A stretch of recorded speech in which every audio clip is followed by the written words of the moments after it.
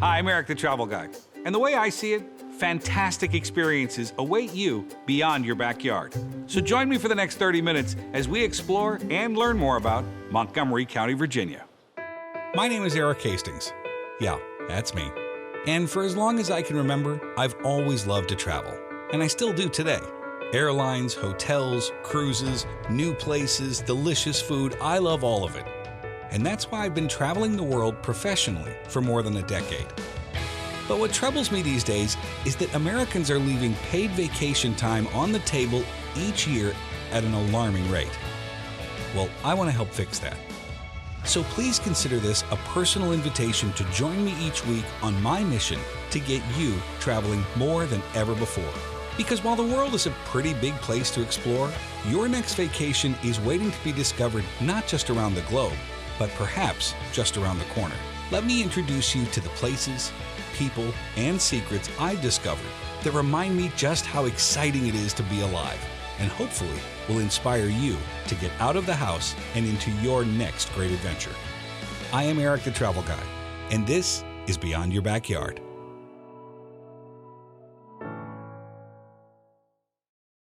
Thank you for watching, and welcome to Southwest Virginia. You know, in the late 1700s, this was the western frontier. Rich farmland and tiny outposts were the norm, and not much was known just beyond the horizon.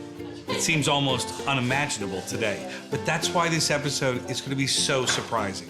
Because we'll not only share the history of Montgomery County, we'll explore thriving communities like Blacksburg and Christiansburg.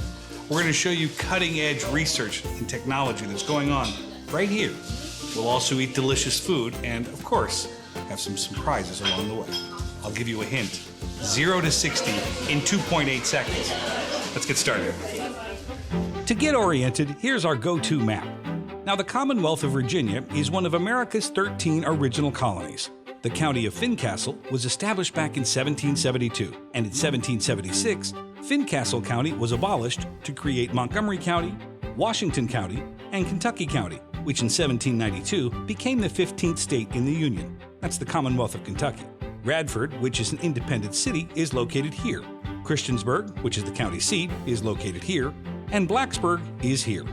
Home to Virginia Polytech Institute and State University, popularly known as Virginia Tech. Now, we're going to jump around a little bit in our exploration, so look alive, people. Did you notice we mentioned Virginia Tech? Well, it's hard not to.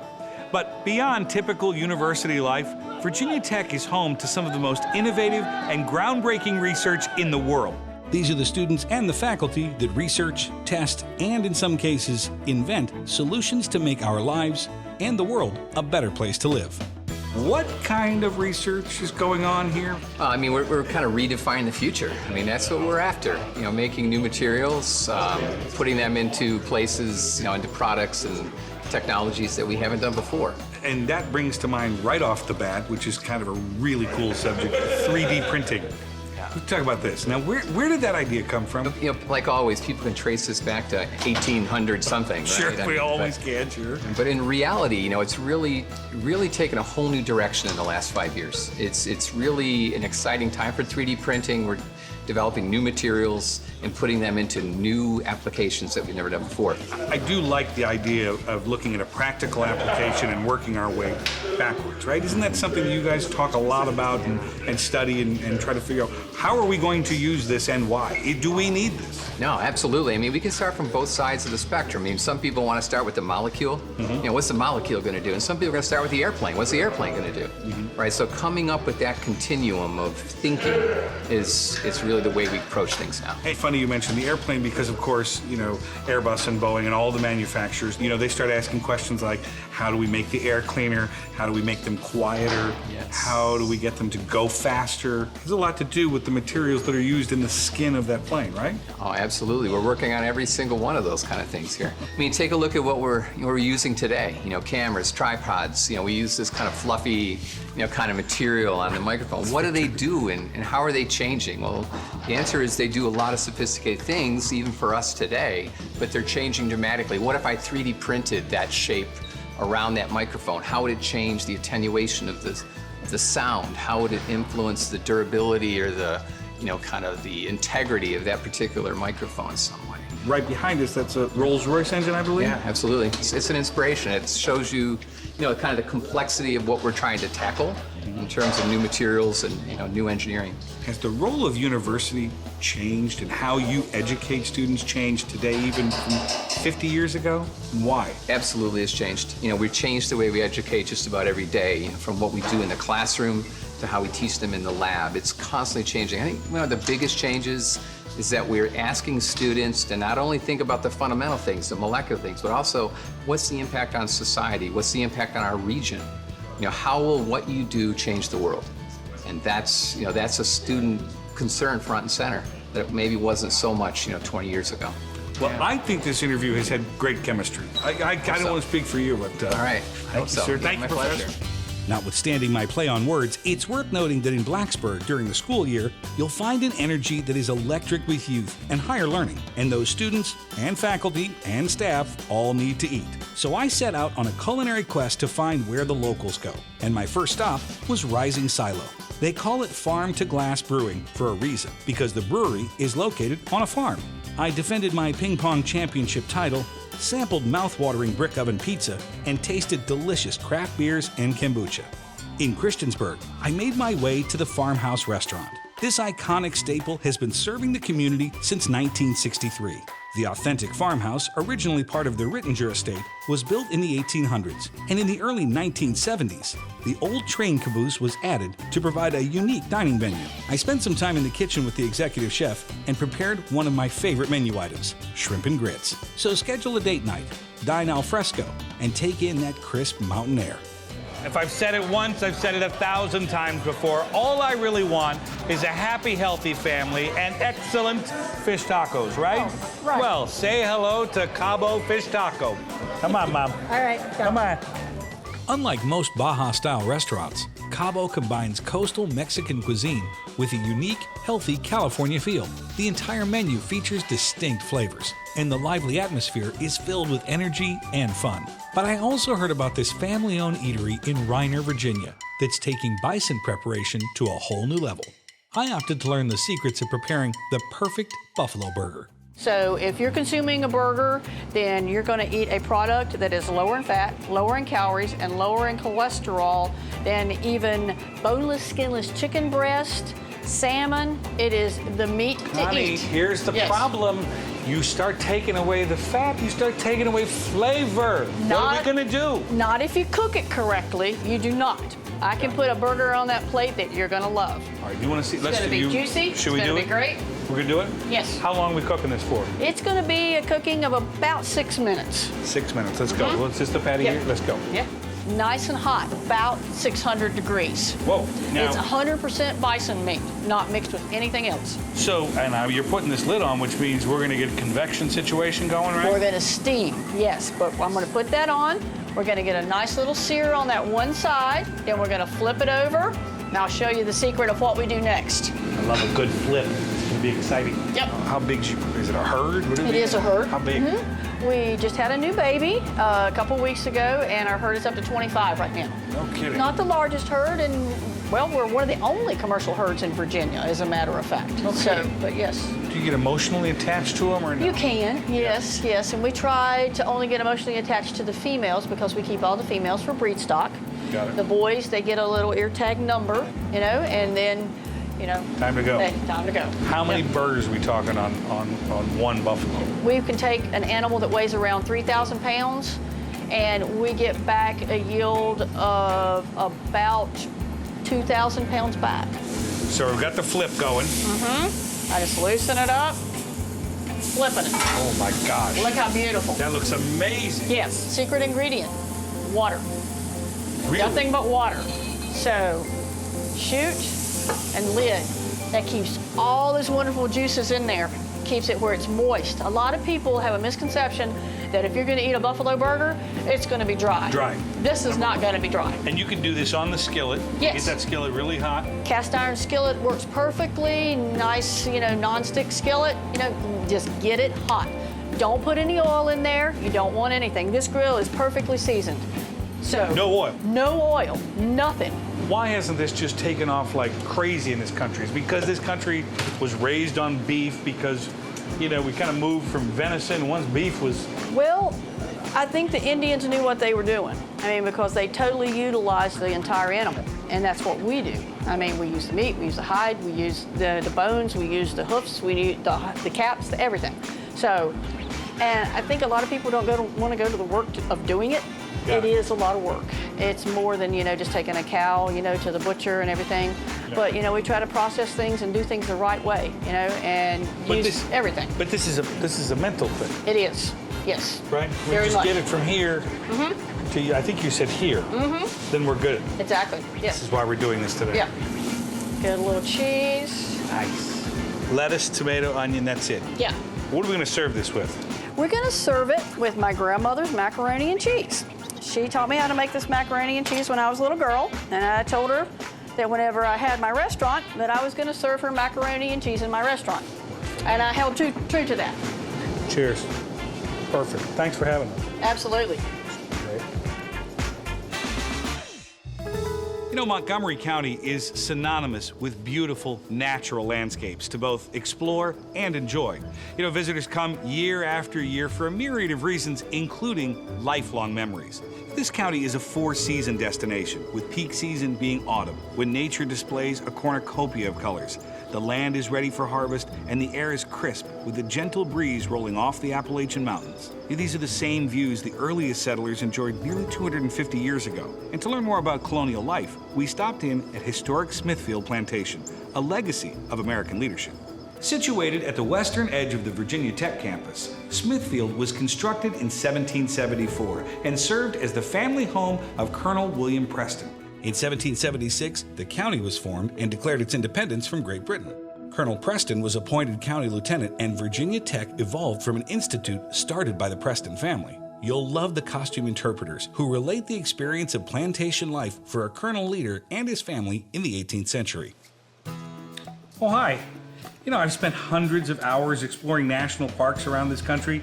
The Great Smoky Mountains comes to mind, the Grand Canyon, or Volcanoes National Park in Hawaii.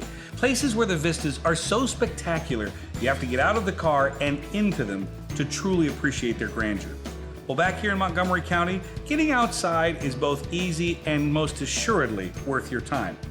That's where outdoor enthusiast and all-around expert Brad Buchanan picks up the story. Help us out a little bit in terms of an identity for this county and how that relates to the outdoors. What are we going to see and do here? So there's tons of opportunities for outdoor recreation. I'd say the true identity is the New River. It runs, through the county, and it's one of the oldest rivers in the world, second oldest to be exact. It used to be called the Kanawha River by the Native Americans. It's got a very established river bottom, has some really unique species, some of the best smallmouth fishing in the United States. There's great sections of the river for kayaking, canoeing, fishing, tubing, stand-up paddleboarding, all kinds of fun stuff. Let's talk about the families that are thinking about considering a visit here. How do we get them started? This area where we are right now, Panapus Pond, Jefferson National Forest. It's easy for you to say. Right. What is it? Say it again. Panapus? Pandapus. Panapus. Yeah, okay. Not panda paws. No. Okay. Trail runners come out here, dog walkers, horseback riders. I'm a little confused. Do I bring my dog? Do I bring my rowdy dog? What are we working with here? I don't understand. Help me out a little bit. Well, you can bring your dog, out on the trail system, but you certainly should show up in the last week in October if you're into mountain bike racing. We host the Rowdy Dog Mountain Bike Race. It's a tough course. We've got beginner, we've got cross country and double cross country, which is 35 miles of racing. Best time of year, ideal time of year, does it depend upon what you're doing? Help me out a little bit there. Summertime's great on the New River. Fall's awesome for the trails and hiking and stuff like that, but the spring wildflowers in the mountains around here are just beautiful too, so a lot of people come out for that. What are we missing here? We do get a pretty good average snowfall here, and so you get a lot of cross-country skiers in the wintertime. Really high elevation mountains right around here. Mountain Lake is just up the road here. And wildlife, what are we going to see while we're out here? Oh, everything from, wild turkey, of course, deer, white-tailed deer. There's a lot of bear in this area. Yeah, geese and ducks. You know, this is a great place to come bird watching. We have ample whitewater kayaking on the New River, McCoy Falls. Yep. It's a great training grounds. It's hosted the New River Rodeo. And if I want to get the best picture of the waterfall, right? It's a giant waterfall. Where should I go to get the best picture? Bottoms Creek Gorge has a great overlook. It's a hiking trail. It's about a 4-mile hike. It's a loop. And halfway down the loop, you come to an overlook that overlooks this gorge, and you're looking directly at the second largest waterfall in the state of Virginia. So another unique waterfall in the county, other than the Bottoms Creek Gorge, is Altamont's and the Style Falls down in Shawsville. And that's a little more accessible than Bottoms Creek Waterfall. It's a short hike that goes up to about a 100-foot waterfall. It's pretty unique and easy to get to. So If I just want to drive by and look at it outside the window, we're good with that? no, you have to do a little bit of hiking. Okay, well, I tried. I tried. Yeah, you have to get out of your car. Of course, Brad and I could have talked all day, but we simply just don't have that kind of time. Because while getting outdoors is important, I also wanted to show you just a few of the activities you can enjoy indoors. Welcome to the Moss Art Center at Virginia Tech. Here, you'll find artists from around the globe and close to home with a special focus on experiences that expand cultural awareness and deepen understanding. Uniquely partnered with the Institute for Creativity Arts and Technology, the Moss Art Center houses the Street and Davis Performance Halls and its Ann and Ellen Fife Theater, visual art galleries, experimental venue The Cube, and research studios. There's that word again, research.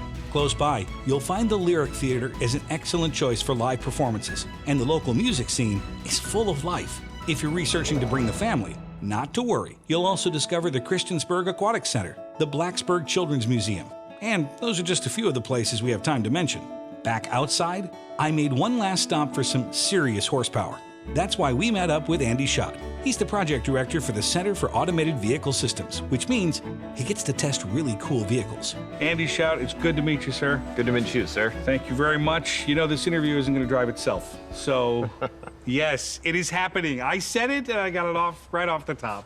The research that's going on here, what we're learning and where we are today, does it inspire you every day? Does it excite you every day? What gets you out of bed every day? Absolutely. I think that's one of the most exciting parts is that we always are eager to get to work when we work at the Virginia Tech Transportation Institute. It's a paradigm shift in transportation right now with the deployment and the new development of automated vehicles. Right now, you can actually get certain levels of automated vehicles. You can buy them right today. There's some production vehicles, which would be a lower level of automation, like a level 2. And those are things like the Tesla, which we have behind us today. But I think when we start to get to the higher levels where we start to think about self-driving cars, in probably 2 to 3 years, we might see some deployments of some types of transportation as a service vehicles like taxis in kind of small urban areas, ones where the region is kind of defined and a little bit more controlled. And you'll start to see them kind of deployed as more taxi services or maybe even, the transport of goods in some of those kind of utility and uses. So. And what's the role of the human being still going to be behind the wheel? Where do we fall into, what are we supposed to be doing then? Right, it's a great question. A lot of people think of, self-driving cars, human no longer has to be in the loop. For the first time in a long time, the technology has actually arrived where we can actually do this. You have vehicles that you can demonstrate that can drive on their own. The complexities involved with it are the robust environment and all the different types of things that can occur at any given time. And it takes a while to kind of run these systems, build the artificial intelligence and the machine learning so it can handle any kind of situation that occurs. So that's one problem. Right. The other problem is people aren't used to or have experienced automated vehicles and self-driving vehicles yet. So until they've experienced them and tried them, there's still a level of distrust and a little bit of uncertainty about them. Now, can they make a vehicle that will automatically not drive to my mother-in-law's house? Is that going to be possible? I'm sure that there's going to be some settings in there, There will be that you will be able to, yeah, exactly. Very good. I'm just asking, because it's practical. We need practical things. All right, let's talk about the road itself. This is a pretty remarkable highway road. Not every day we get to conduct an interview in the middle of a highway. I think it's a pretty cool thing. This was built turn of the century around 2000, right? Right, we launched it around the year 2000, so it's about 17 years old now. Got it. And what do you do on this road?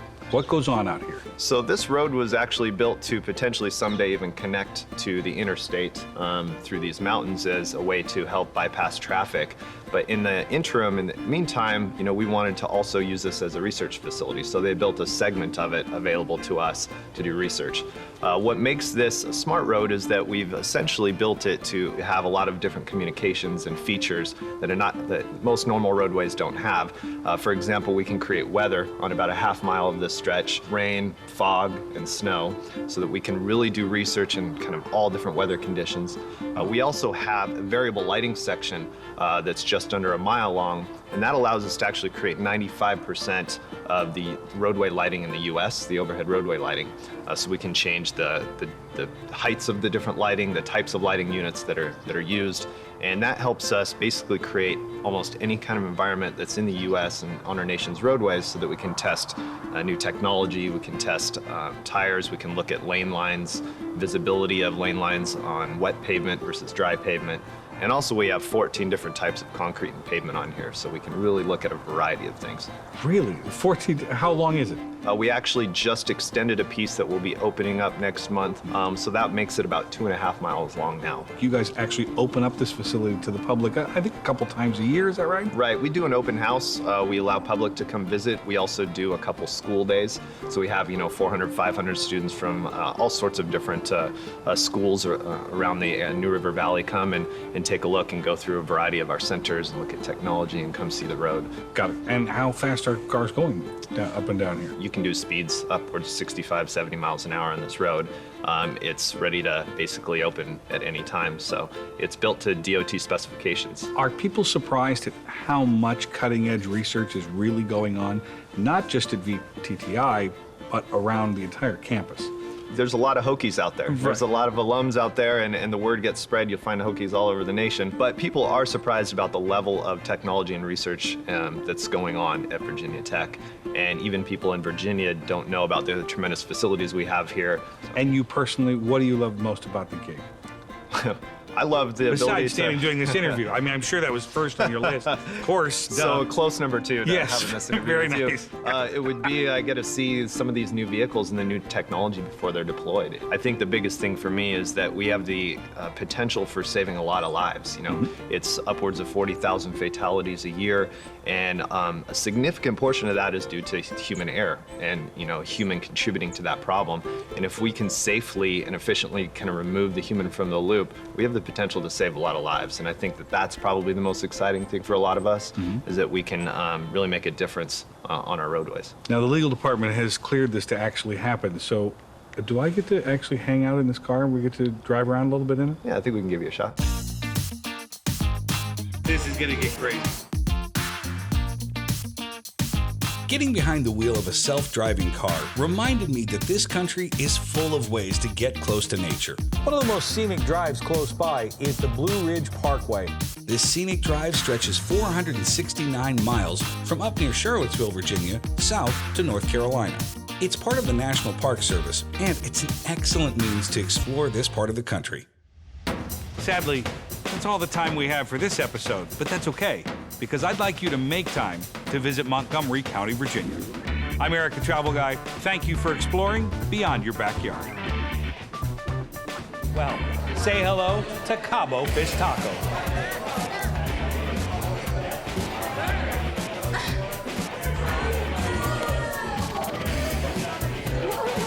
This music's pretty funky.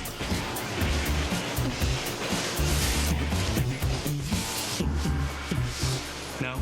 What? It was funky. I'm just saying. Hi, how are you? Is the Colonel here? Oh, I'm sorry. The Colonel died in 1783. Oh, we can still take a tour. Yes, you did. Why are we still shaking hands? don't That just kind of know. went on. It's the longest handshake. They don't appreciate a real artist. Says my agent. My agent, right? They even have an elevator. Oh, yes, it's happening. Don't do that.